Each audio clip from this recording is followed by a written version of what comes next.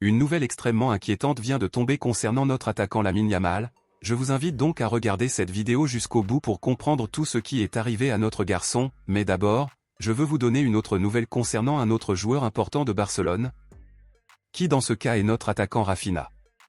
Comme nous l'avons vu ici sur la chaîne, après le match contre l'Espagnol, notre attaquant Rafinha a été vu boitant après avoir subi un tacle brutal d'un joueur de l'équipe adverse directement sur un de ses pieds. Pour notre plus grand plaisir, malgré la douleur apparente et le fait d'être vu en train de boiter après le match, tout n'était qu'une frayeur et Rafinha a déjà été examiné par des médecins et il a été confirmé que tout va bien pour notre capitaine.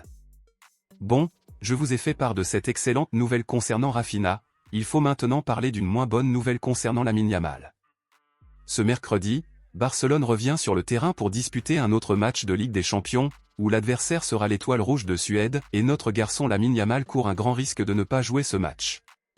Il s'avère que lors du dernier entraînement de Barcelone avant ce match de Ligue des Champions, Lamine Yamal a ressenti une gêne à la cuisse et a dû demander à quitter immédiatement l'entraînement, et c'est extrêmement inquiétant. Les journaux espagnols ne précisent toujours pas si une blessure s'est réellement produite, mais si quelque chose de grave s'est réellement produit, Lamine Yamal risque fort d'être exclu du prochain match de Ligue des Champions de Barcelone. Lamine Yamal est sur la liste des convoqués pour ce match et nous espérons que demain son nom figurera également sur la liste des 11 titulaires pour ce match. Cependant, d'ici là, nous ne pouvons qu'attendre.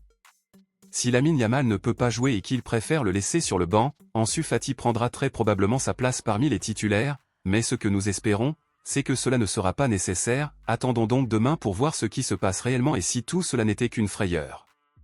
Même si le prochain adversaire de Barcelone est considéré comme une équipe inférieure et facile à battre, un grand revirement pourrait encore se produire, nous avons donc besoin de tous nos joueurs titulaires en bonne condition pour ce match. Dans ces conditions, si Lamine Yamal ne peut pas jouer, pensez-vous que nous pourrons quand même battre le Red Star sans lui? Selon vous, quel sera le score final de ce match entre Barcelone et l'Étoile Rouge? Dites-le moi ici et je lirai votre commentaire, je vous verrai dans la prochaine vidéo.